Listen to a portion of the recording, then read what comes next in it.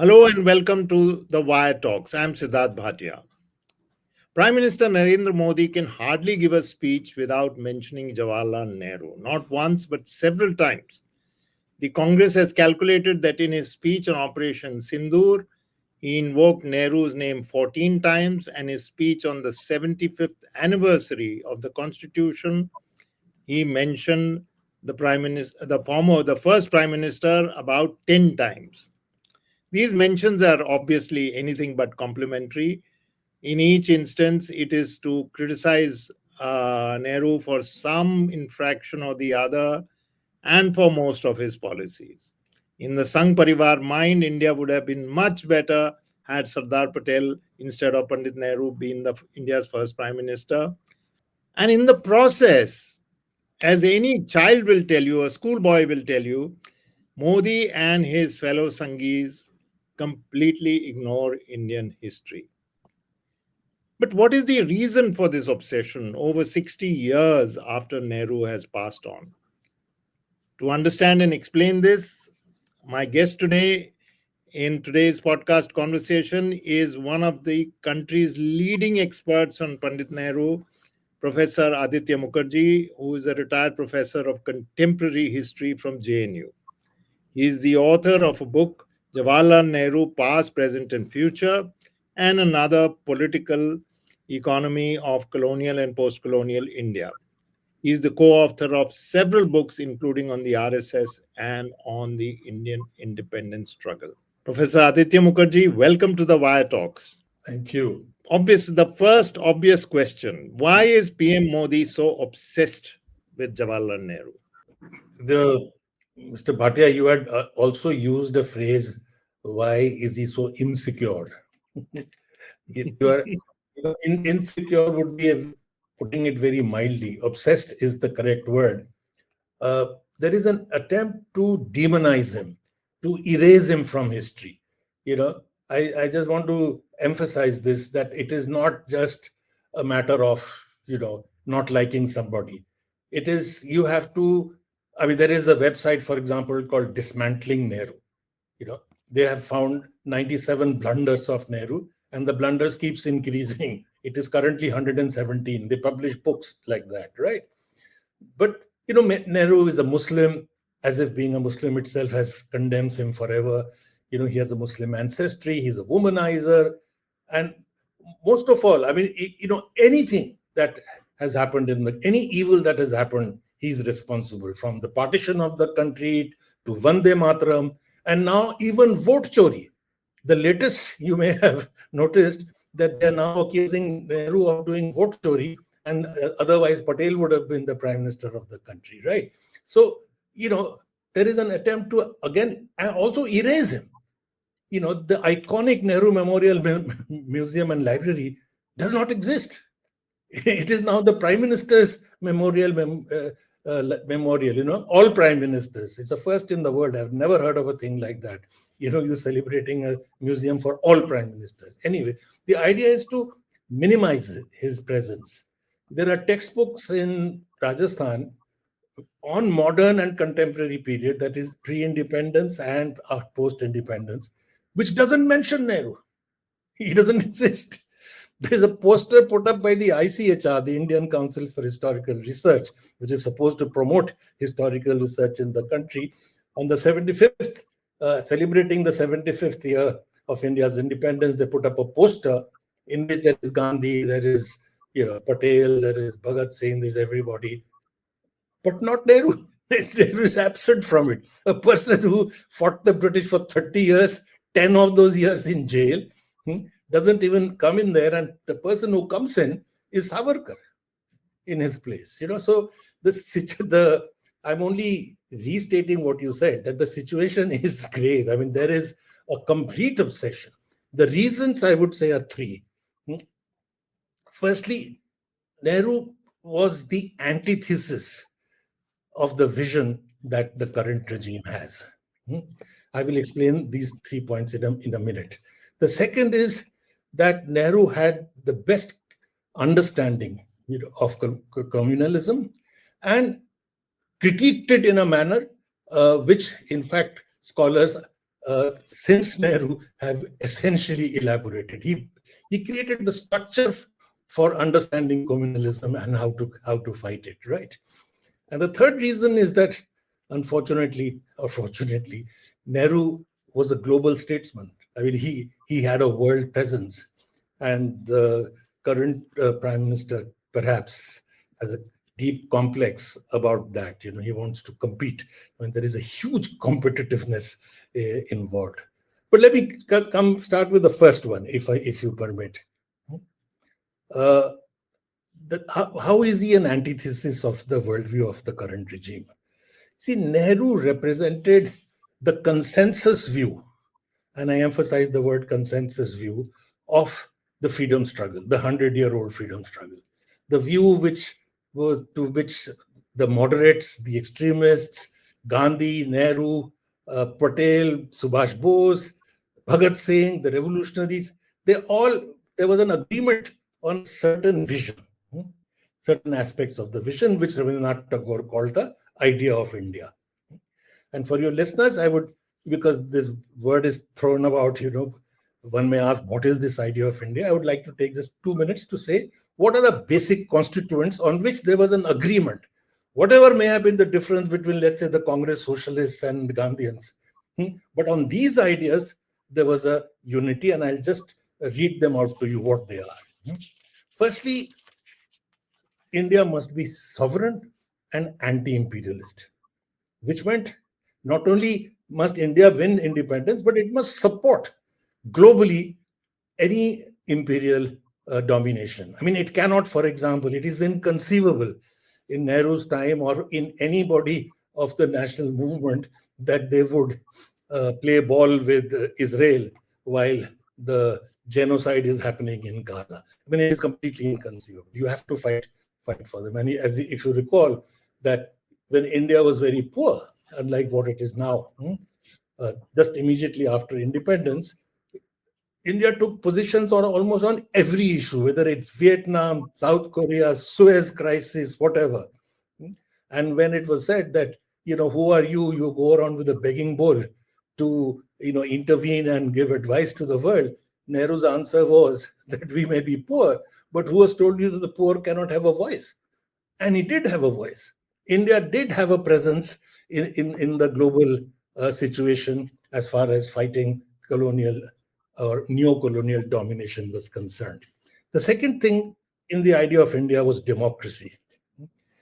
It was seminal. From 1890s, Tilak in the 1890s is talking of adult franchise, mind you, decades before it comes in the rest of the world. 1960s, the United States is still fighting over whether the black can sit next to you. They're still having civil rights movements and stuff like that. So it was something seminal.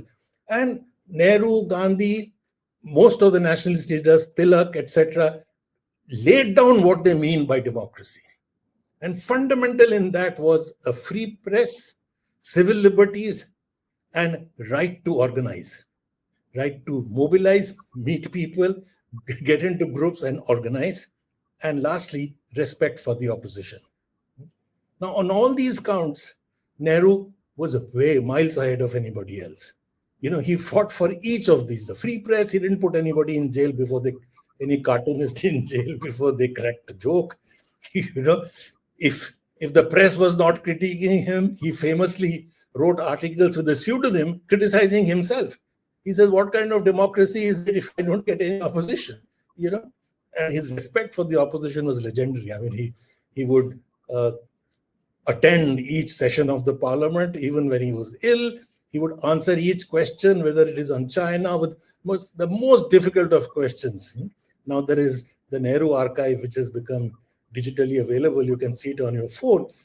You would be amazed at how much trouble he would take to answer each question and meet and try to explain to the opposition, right?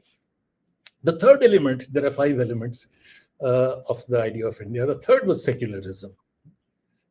And secularism and democracy were inseparable. That is why in the freedom struggle, if you look at in the historical writings, you will find these two words are used conjointly. Secular democracy is the phrase used. just as communalism was used conjointly with loyalism. All communalists, Muslim, Hindu, Christian, and Sikh, were all loyalists, right? So secularism was therefore fundamental. You cannot be a democracy if you are not secular. You cannot say that I'm secular, I'm a Democrat, but I'm a Democrat only for the Hindus, that the Muslims can go take a walk. I mean, it cannot be. So these are conjoined. The fourth element was a pro-poor orientation. And this is something I would like to emphasize. From Dadabhai Naoroji in the 19th century, his first book is Poverty and Un-British Rule in India. You read any early nationalist, R.C. Dutt, Rana Day, Dadabhai Naoroji, Surinath Banerjee, you will find they start the critique of colonialism by saying that it causes poverty. The reason why we must overthrow the British is it causes poverty, right? This idea is taken forward by Gandhiji, the notion of the Daridra Narayan, turning a face towards the poor, and then further left by the socialists, by Nehru, by the communists, etc. But there's a consensus on this. And lastly, the fifth element was that India would be a forward-looking country. It would not be based on obscurantism, superstition, etc. It would, what Nehru called that, if we would imbibe a scientific temper. Now, all these five elements, sovereignty, democracy, secularism, pro-poor orientation, or a socialistic outlook, and a scientific temper, all of them were put in our constitution, because the constitution was, after all, the crystallization of our freedom struggle. All right. They are all antithetical to the current dispensation. This is what I was going to say, that the only people who did not agree with this were the loyalists and the communalists. They did not agree with any of these. And the predecessors of the current regime were those who were not part of, therefore, the freedom struggle. They did not belong to this spectrum. You see, this wide spectrum, as I said, from the revolutionaries to the moderates. The communalists and the loyalists were outside it. They were on a different platform altogether. So they did not share this vision. I mean, for example, I'll just give you one example. Scientific temper. It would be inconceivable in that Nehru would fight, let's say, Corona with Thali, Gobar, Gomutra, shining a torch, saying Corona go. Or, all of this has happened. What did he do? He set up the National Institute of Virology in Pune. So, one could get examples for all five of them. Why they get irritated with Nehru is because he does exactly the opposite of what they do. So this is the first. That's quite a comprehensive thing. That brings me to the next question, and with the associated question, that most of what you have said, in fact, all of what you have said, over the last 7 decades, Indian students, as I was saying earlier, have studied it in distilled ways or in detailed ways. As a school child may not take up history as her major she might go off to do STEM and not know beyond standard 10. And somebody may go and do a PhD in history. But the entire range has studied some idea of this, that the freedom struggle and the people who fought for freedom came up with this idea of India. Surely the Sangh Parivar's students may also have studied this somewhere. Why are their minds warped in this direction? You see, it is because, as you said, the common sense of the Indian people reflected this idea of India. After all, it was a 100-year-old struggle. The difference between the Indian freedom struggle or the Indian revolution and other revolutions is precisely this. A, it was a mass movement, and B, a mass movement over a long period of time, which means these ideas go deep down into the minds of the people. And that is why the Sangh Parivar has to work double time, to undo this, because it is deep down in the minds of the people. The problem they face is the following. They have actually won even the elections, and not only the state elections as they did in the 60s, but the national election. They have an absolute majority. That is a party which believes in Hindu Rashtra now rules the country, but India is still not a Hindu Rashtra. And that is where, and again, I'll come back to Nehru on this in a moment. And it is because they have not been able to, despite having political power, so to speak, change the nature of the Indian state, is now forcing them to now try and change all the what we call the state apparatuses, the institutions of the state, the education system, the media, the police, the bureaucracy, the judiciary. You have to convert all. And above all, you have to change civil society, right? So you have to really let loose war on all of these. And that is why the turn towards fascism. And Nehru was one of the first. As early as the 1930s, I can even, in fact, quote you what he says. He called this Hindu communalism the Indian version of fascism. And he says the following in his own words. Communalism bears a striking resemblance to the various forms of fascism that we have seen in other countries. It is, in fact, the Indian version of fascism. It plays upon the basest instincts of man. I call it communalism, he says. I call it by another name, fascism. Ultimately, the result would be similar to what happened to Hitler and fascism in Europe. But I do not want India to follow that terrible path. So it is this shift. And this, to create this shift, you are quite right that the mindset of the people was, as you said, for decades, the other way around. Now, how do you change it? But by force. And that is why this shift is occurring in this violent manner. I mean, that is how I would like to. That is why they have to intervene at all levels. What you are taught in schools, what is in your textbooks, I mean, for example, they've just brought out the Partition Horrors Day. Instead of celebrating independence, you now want to focus on the partition, and they have created an NCERT booklet. The National Council of Educational Research and Training, which creates school textbooks, have a booklet on partition, and it says, do you know who is responsible for the partition? The British did not want it. They wanted to leave a united India. It is Jinnah and the Congress.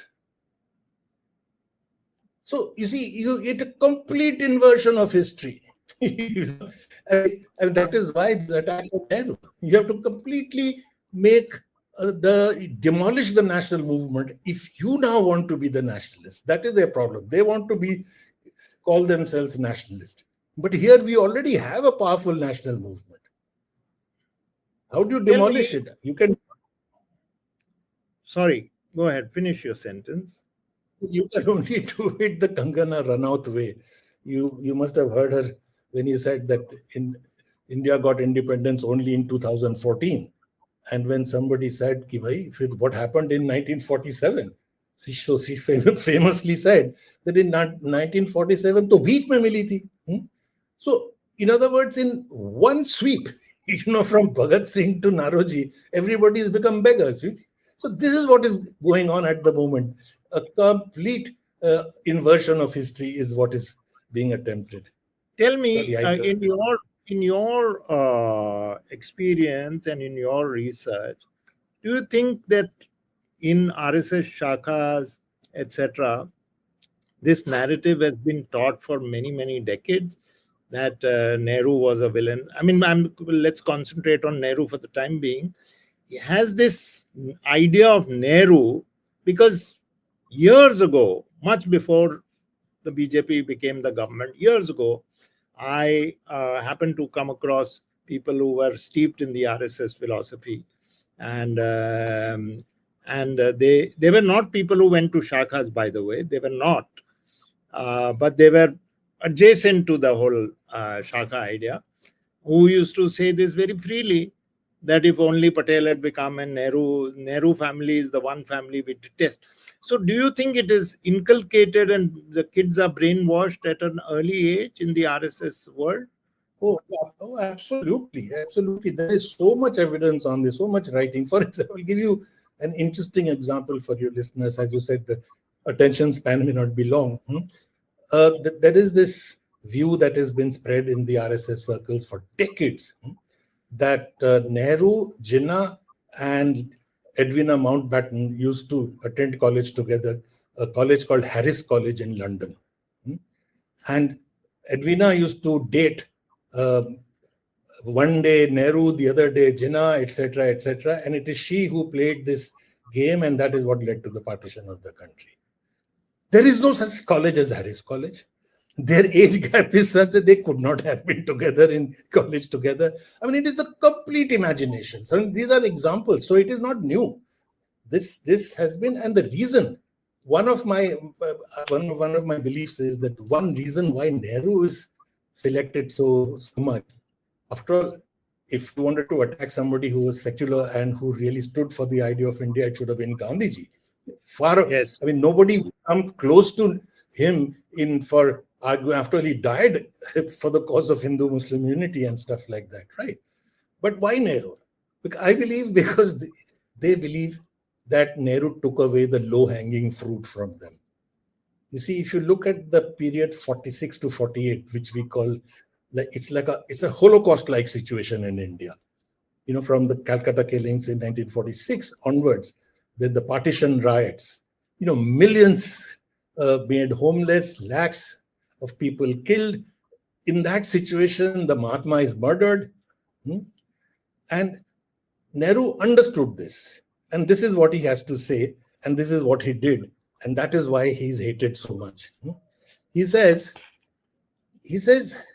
the effort was to change the nature of the Indian state by seizing power. A group is trying to do that. His words are the following. It would appear that a deliberate coup d'etat was planned involving the killing of several persons. And now documents have shown that it was not only Gandhi, but that was the effort. Involving the killing of several persons and the promotion of general disorder to enable a particular group concerned to seize power. The group he's referring to is RSS. The conspiracy appears to have been a fairly widespread one, spreading to some of the states and so on. And he takes this on head on. He sees this. He's writing to the chief ministers, you know, that there is this danger of happening, that there's an attempt at a coup. And what does he do? He converts the first general election into a virtual referendum. When he travels about 40,000 kilometers with no 8,000 crore plane, and he addresses roughly 1 out of 10 people directly as I'm talking to you. You know, so it's a massive effort, and he's not doing it alone. Of course, he's doing it with still the aura of the national movement is still there. And all over the country, the issue that is raised is that do we want India to be a mirror image of Pakistan? Do we want, instead of a Muslim in Pakistan, do we want a Hindu India, or do we want a secular India? And the first election, the Hindu Mahasabha, the Ram Rajya Parishad, and all the small little parties like that put together could get a total of only 10 seats out of 489 and only 6% of the votes. In other words, they were decimated.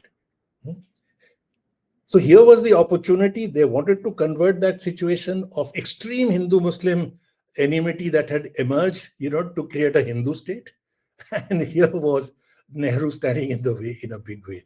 You know, and this is just one example, but he consistently produced a critique and punctured almost all the ideas they promote. For example, the notion of nationalism, Hindu nationalism. After all, they are now calling themselves nationalists. As early as 1933, this is what Nehru has to say about their Hindu nationalism. He says, it's very easy for a majority communalist to masquerade as a nationalist. And then he critiques that. He says that is not true. The policy of the Hindu Mahasabha, that is what it was before the Jansangh, etc., were born, is one of cooperation with the foreign government, so that by abasing themselves before it, they might get a few crumbs. This is the betrayal of the freedom struggle, denial of every vestige of nationalism, suppressive of every manly instinct in the Hindus. This is very important because they are the macho, the muscular, the masculine nationalism that they talk about, isn't it? Huh? He says it is suppressive of every manly instinct in the Hindus. Anything more degrading, reactionary, anti-national, anti-progressive, and harmful than the policy of the Hindu Mahasabha is difficult to imagine. You see, we have easily accepted this notion of Hindu nationalism. The phrase was never accepted in the colonial period by the nationalists. They were called communalists. It's Christopher Jawaharlal who first popularizes it, because in the West they don't understand communalism, so they talked of Hindu nationalism. And now the press, the media, everybody's talking about a Hindu nationalism. It's a contradiction in terms. How can you be Hindu nationalist in a multi-religious country? So that actually brings me to exactly what brings me to this. So let's say the media. I have my views on the media, but to put very briefly, the media may be controlled, but they may be young people in the media, or they may be influential people in the India who have their own interest in promoting this. They may actually believe it because they have very little understanding of the whole historical process. They may not have read it deeply. And what I find fascinating, in a sense, is that people who have been through that whole education system that India has over the last few decades before these changes, even if they have reached, I have met people from IITs, and I use the word mention IITs for a specific reason you'll understand, who believe in this entire thing, that at least some of this entire thing, to say, oh my God, Nehru was the villain in so many cases, and Patel should have been, and we need a tough leader and all that. And the irony of an IITian saying this, after having been through that subsidized engineering education and gone overseas, is, it's simply mind-boggling. And they don't get the irony. So when you have that, the narrative broadcast on a daily basis becomes that of this Hindu nationalist, because there is nothing to oppose it. This is what has been absorbed in their systems. Isn't that so? It would be completely wrong to say that there is nothing to oppose it.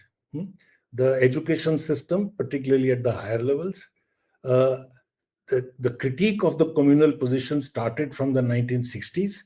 Some of the best historical work, some of the best sociological work, political scientists, all the names that you know of in Indian academia oppose them, right? And the best institutions oppose them. And therefore the attack. Why do you think they're attacking JNU in a manner that Hitler attacked Frankfurt? You have to kill those institutions where questioning arises, where people raise these questions, and their views are accepted. So I do not think that the Indian intelligentsia has completely gone over. The IITs are a very peculiar case for the following reasons. One, despite the recent efforts to bring in the social sciences into the IITs, it has not been a great success even now.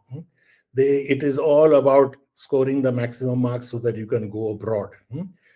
The last thing they've picked up is the scientific temper. They've acquired the skills to do certain mechanical jobs, become engineers and be a cog in the machine in the United States. But certainly they have not picked up the scientific temper. And as studies have shown, that they have not ended up even pursuing science. Their notion, those who migrate, the reason they give, and this is one of my side interests, is to study them, that why do they migrate, and what are the reasoning they give. They always say that science is universal. You can't pursue science in India because even your chemicals are spoiled, everything is kharab. So we have to pursue science, we have to go abroad. Now, George Sudarshan, you must be knowing of him, the great physicist, mathematician.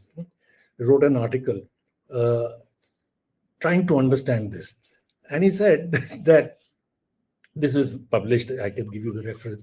He said that Indian scientists who go to the United States do very well. They are one of the first to get their PhDs, etc.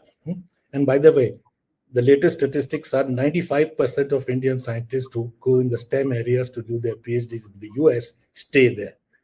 So this filtration theory, let's forget about that one. So he says they are the first to get their PhDs, and then there's a bit of a difficulty. They get their postdocs, then it slows down a bit, but they still become the professors, etc. And then that's it. No breakthroughs. One Hargobind Khorana, every 10, 15 years. Out of 1 billion people, you're selecting those who get 99.9 or something. Look at the cream that travels. Entire batches of IITs from all over the country, even regional engineering colleges sitting in the United States. And look at the output.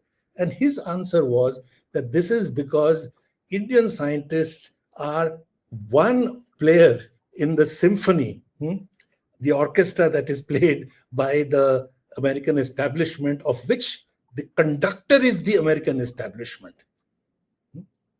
He says you cannot pursue even science like the social sciences cannot be pursued in the abstract.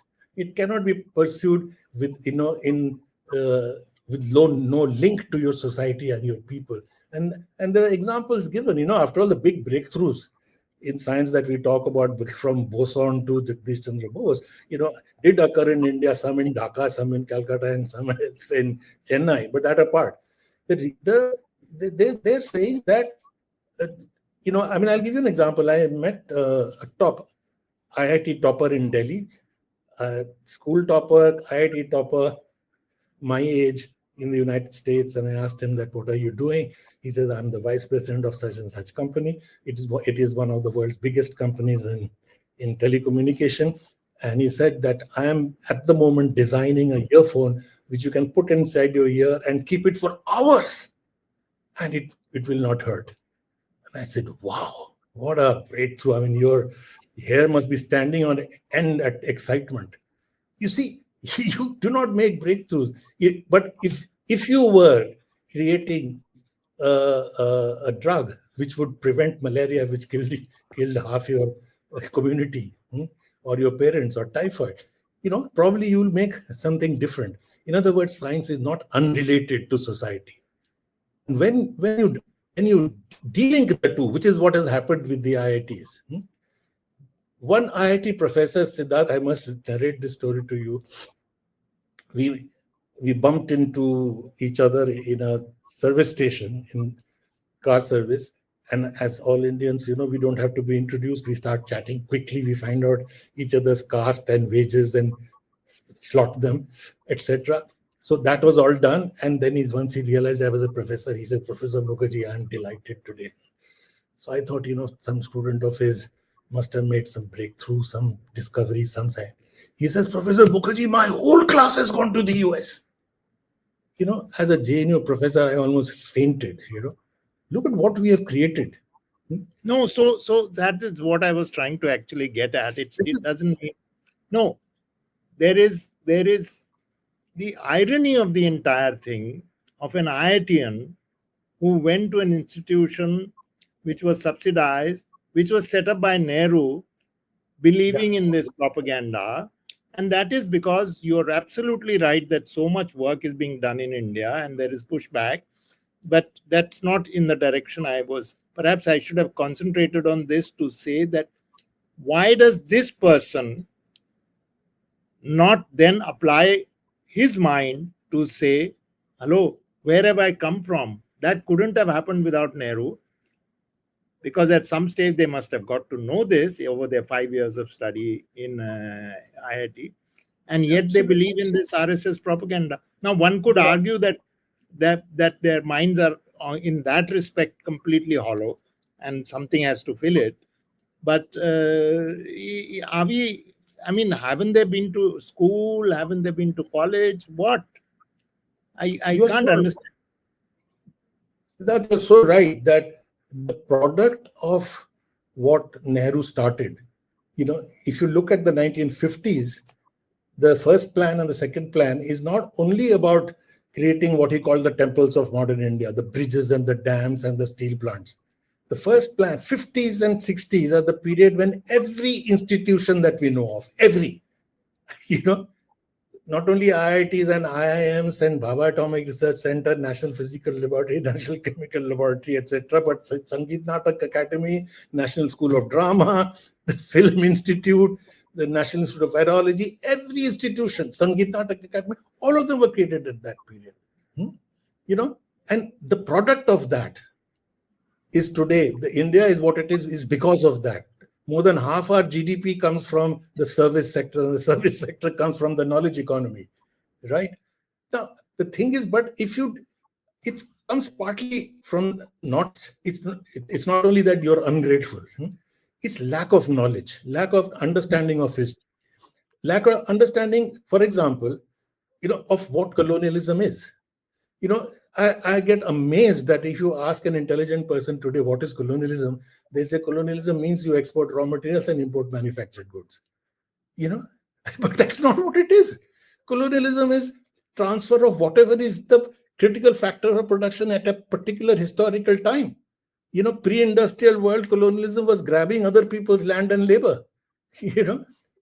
After the industrial revolution, colonialism is grabbing capital from other countries, drain of wealth. Today, knowledge is the critical factor of production, and colonialism is transfer of knowledge from one part of the world to the other. And those who are participating in this transfer are celebrating it. You pat yourself in the back while actually performing a colonial act of transferring the critical factor of production from India to the United States. So clearly, please go ahead. Quickly. When I said that 5% of Indians who go there stay there, in the United States in the 1960s, this whole process started in the 60s because the IIT products began to come out only in the 60s, right? And we began this transfer. In the 1960s, only 14% of PhDs in these scientific areas, the STEM areas, that happened in the United States were by foreigners. Today it is 40%. You see, so 2 out of 5 who contribute to the knowledge economy in the US, which is what keeps at the top, is outsiders, people like us. So we hand it over to them and they rake it in, and we pat ourselves in the back. It's quite amazing. So one question that I have searched an answer for is, while Mr. Modi and the entire RSS ecosystem will have no hesitation in attacking Nehru, and you have explained very cogently what the reasons were. Why are they, and that has been transferred now to the Gandhi family, with some additional this, because the Gandhi family and Rahul Gandhi especially are a real threat to them. They perceive them as a threat. Why is Indira Gandhi missing from their critiques? I thought she's not. I mean, no. Emergency is brought up repeatedly. Only the emergency, that is to highlight their own role in it. But otherwise, I have not read a single real statement saying Indira Gandhi was a villainess or whatever. The emergency is to taunt. But everything else she did, bank nationalization, privy purse, that should go against the Jansangh stroke Bharatiya Janata Party philosophy. But is it possible? I agree with you. Indira Gandhi was as much, if not a stronger critic, and knew how to punish the communal forces, So and get an apology from them. Absolutely, put them in jail, get apologies from them, and still not buy them. So you're right. It is a good question, but I think it is because you're right. she took away the cake from them. After all, even Bajpayee had to call her Durga and all that. Pakistan ko baant diya, etc., etc. But still, I feel that because they, to masquerade as nationalists, they have to undo the entire uh, freedom struggle, and the leaders of the freedom struggle. Gandhi, Nehru are critical in that. And you're right in the making the other further point that for the current political situation, Nehru is ideal. The family connection is, to be established, that it is the progeny of Nehru, who continue to do vote chori and stuff like that. You're right. But the Indira Gandhi question is a good one. We'll have to think Oh, about it a little. I have a theory that secretly they admire her for her toughness, for of course splitting Pakistan into two, but also for her toughness, for her resoluteness, and for her decisiveness. And they admire her, and the fact that she hammered them literally is something that appeals to them somehow. So I have a feeling that she's worthy of admiration. She's like a, that Durga example, she's like a goddess. So this is worth pursuing in by Worthy of this. admiration, even if she was on the other side, isn't it? That's what you're Correct, saying. Yeah, correct, that correct. that is the kind of person we should be, authoritarian and all that. And it is those aspects that they would like to imitate, isn't it? Yes, authoritarian and decisive against Pakistan, both Right, appealing to them. right. Now, you've read in this morning's papers. This will come out only on Friday, but people must have read in the papers about Manrega. Gandhiji's name has been taken out. Absolutely. Earlier, Gandhiji was reduced to a pair of spectacles and a jhadu, and Swachh Bharat, he became a symbol for that. But Gandhi's other messages, as you said, he's the man really who was all for Hindu Muslim unity and was killed because of that by a member of this ecosystem. What have they got?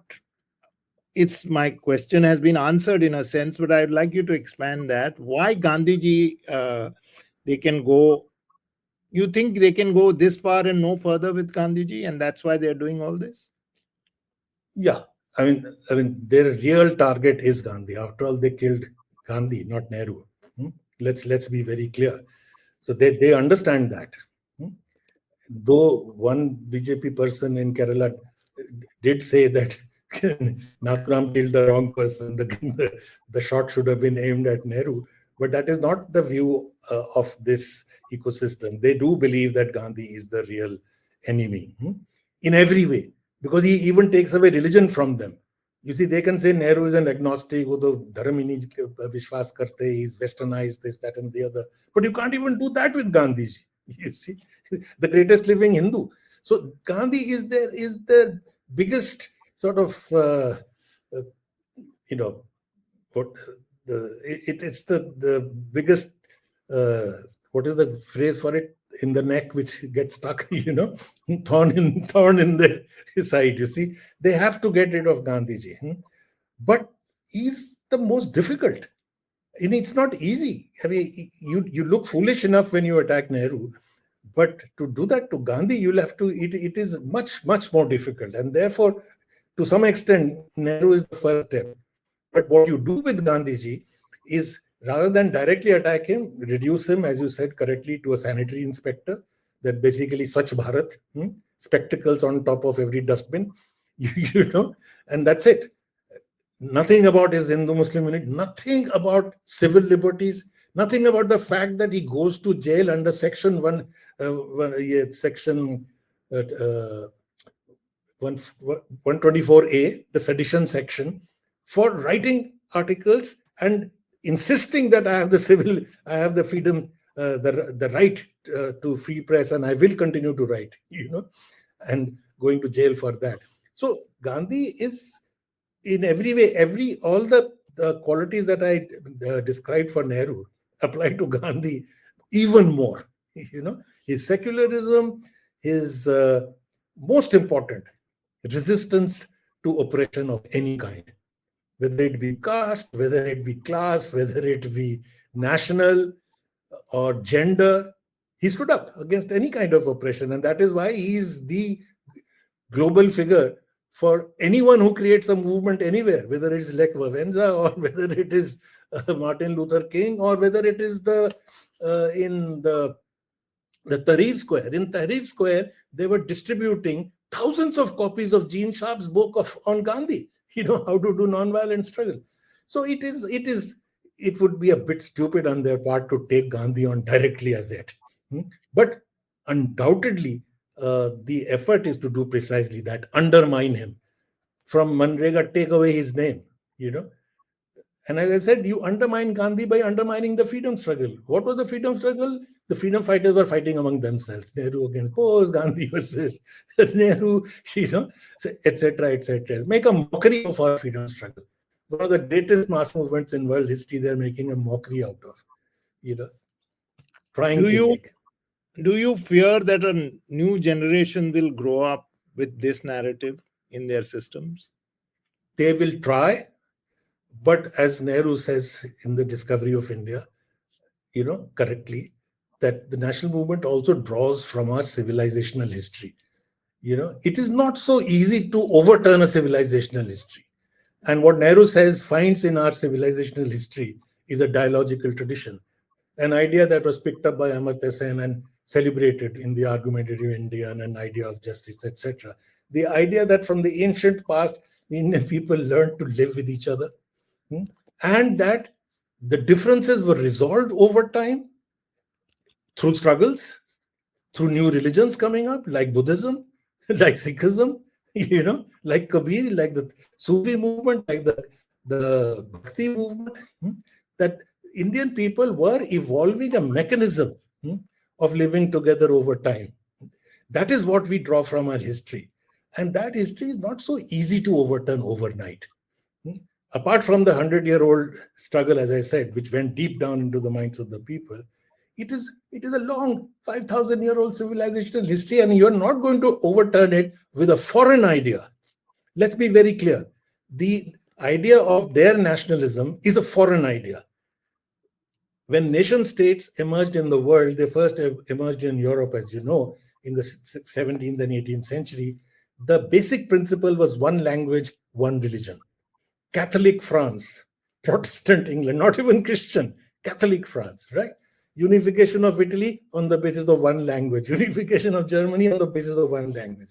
The British said that when the Indian national movement was coming up, he said, who told you you can be a nation? You are not even a nation. You are a geographical expression. That is the phrase that was used. You are a geographical expression. South Asia, how can you be a nation?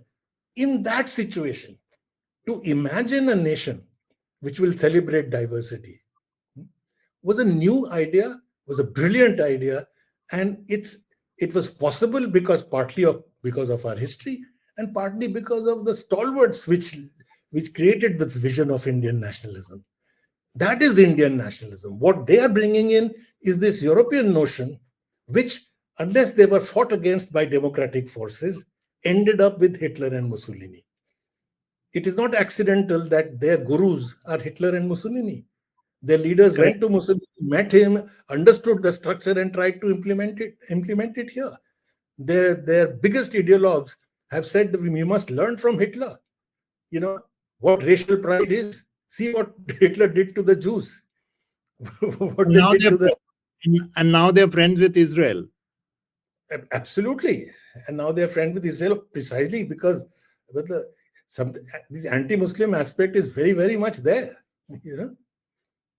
So you're not deeply pessimistic that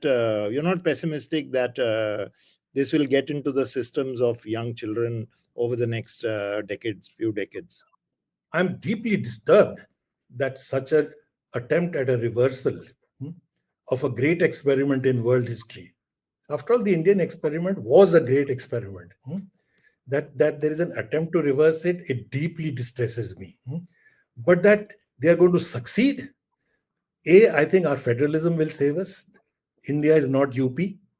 When I travel to Kerala, when I travel to Telangana, or when I travel to Tamil Nadu or Bengal, I don't get the same despondency when I when I hear what is happening in the national capital and in UP and one or two other states.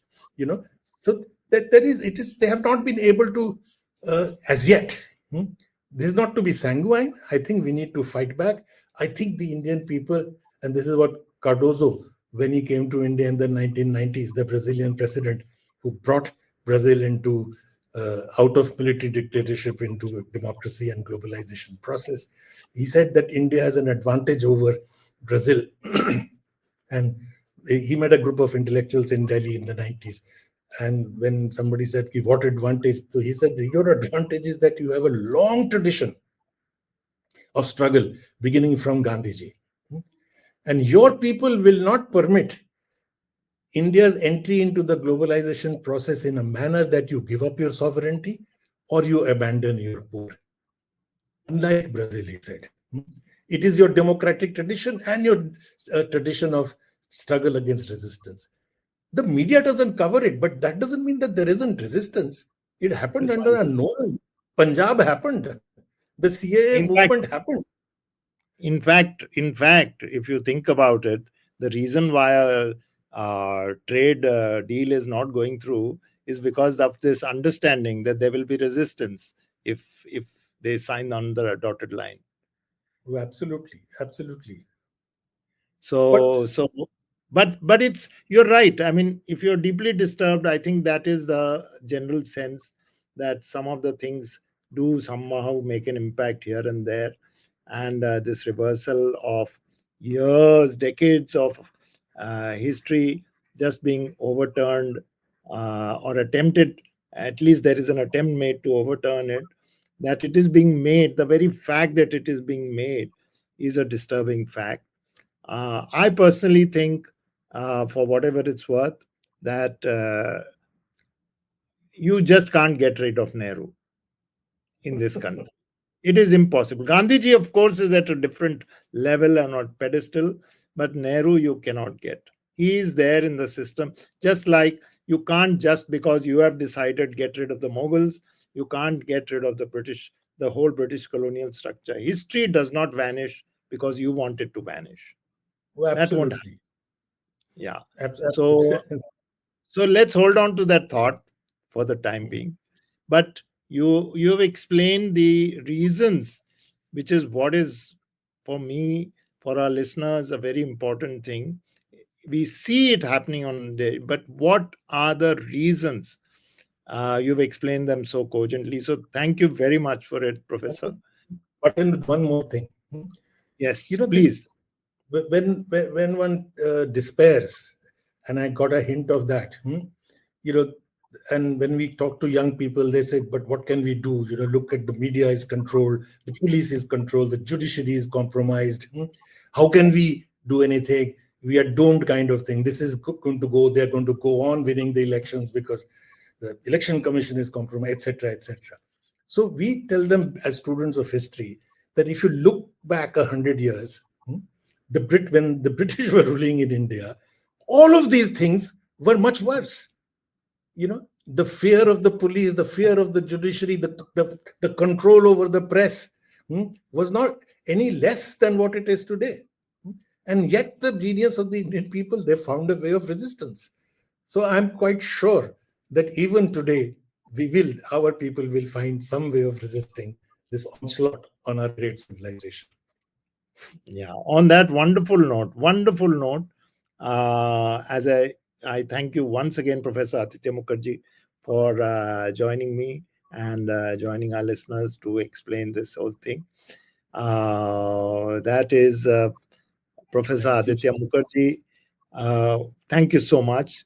That was Professor Aditya Mukherjee, professor, ex-professor of contemporary history in JNU, but no less celebrated author, especially on Nehru, a book which is absolutely a must read. By the way, Professor, I may just, a thought has been occurring me for a while. I think you should now consider a book on why this obsession with Nehru, because I think we need a book for the future. So, Yeah. and he explained very, very cogently why this dispensation, why this prime minister and his party and the RSS in general are so anti-Nehru and anti-Gandhi. We'll be back once again next time with another guest. Till then, from me and my team, goodbye.